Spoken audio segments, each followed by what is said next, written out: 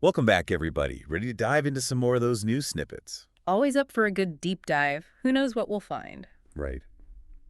This time we've got video games, art, even a canceled date mystery. Hmm, sounds intriguing. Let's see what connections we can uncover. Well, a lot of you were looking at those Black Friday deals, especially for Nintendo Switch games. Yeah, makes sense. The holidays are right around the corner. Exactly.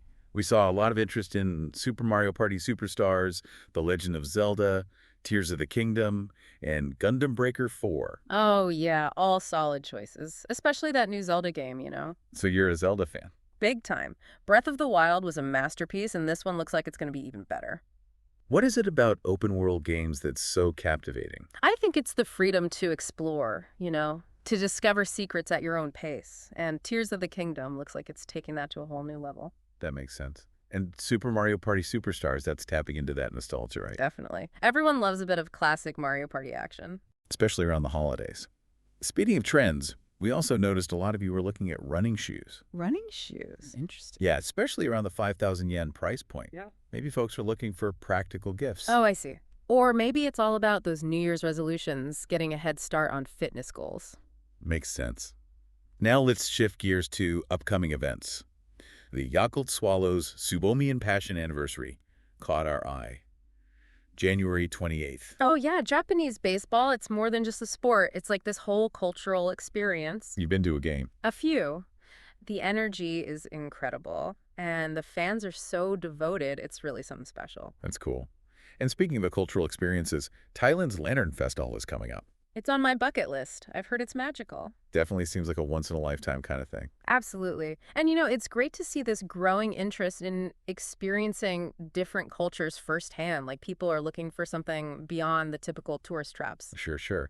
And speaking of unique experiences, there's also the Koski Matsuri. I haven't heard of that one. Me neither, but it looks like a traditional Japanese festival celebrating Huchu, some kind of noodle soup dish. Oh, wow, that sounds delicious. I'm always up for trying new foods. You and me both. Okay, now let's talk about something a little different. We saw you were reading about those AI-powered companion robots. Oh, yeah, the ones developed by that Chinese startup. Exactly. It's pretty mind-blowing, isn't it? Robots that can perceive and respond to human emotions. Yeah, it's like something straight out of science fiction. But it Hmm. makes you wonder, where is this all heading? Right. What does it mean for the future of human interaction? Are we going to be having heart-to-hearts with robots someday? Who knows? But it's definitely a sign of the times. Technology is blurring the lines between human and machine in some pretty fascinating ways. Absolutely. Okay, let's move on to something a little more artistic. We noticed you were checking out that photography exhibit at the Shiga Prefectural Museum. Photography, such a powerful medium. It's amazing how it can capture a moment in time and make you feel so much. It really is. And speaking of art that evokes powerful emotions, that samurai art exhibition in Riyadh, Saudi Arabia, caught my eye. Wow, Saudi Arabia. That's really interesting. Yeah, it's part of the world's largest public art program. Shows how samurai art and history transcends cultural boundaries. It does. Yeah. I mean, who doesn't love a good samurai story? Okay, I have to admit, this next one really sparked my curiosity. The Imabari Radium Hot Spring Building. It's shaped like a ship. Wait, what? A hot spring shaped like a ship? Yeah, apparently it took them like 100 years to figure out the design inspiration. Wow, a century-old mystery solved. That's amazing. And, it makes you think about how architecture can be so much more than just bricks and mortar. It's a reflection of culture, history, even dreams. That's a great point. Speaking of dreams, what about that news about Elevation Space? That Tohoku University startup focused on building structures in space. Oh, yeah, talk about pushing boundaries. We're building ship-shaped hot springs here on Earth, and they're getting ready to construct entire buildings in space. What's next? I know, right? It's mind-blowing to think about the possibilities.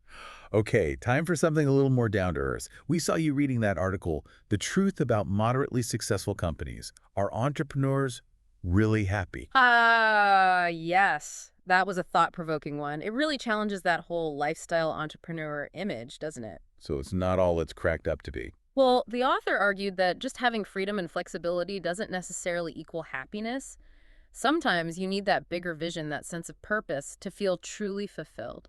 I can see that. It's like, what are you building towards? What impact are you making? Exactly. They contrasted it with those founder entrepreneurs, the ones who are driven by a grand vision. Like Ray Kroc and McDonald's. He was obsessed with building an empire. Exactly. He had this burning desire to change the world, one burger at a time. And it worked.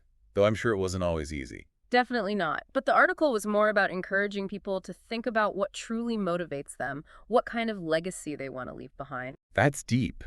So it's not just about escaping the 9 to 5, it's about finding your WHY. I think that's a great way to put it. What gets you fired up? What are you passionate about? Those are the questions that lead to real fulfillment. Love that.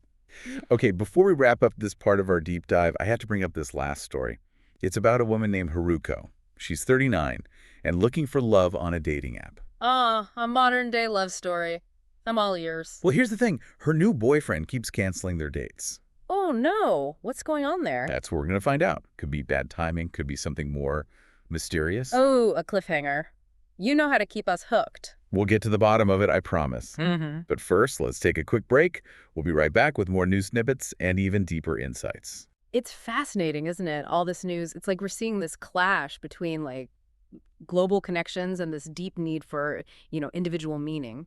It is kind of like a tug of war.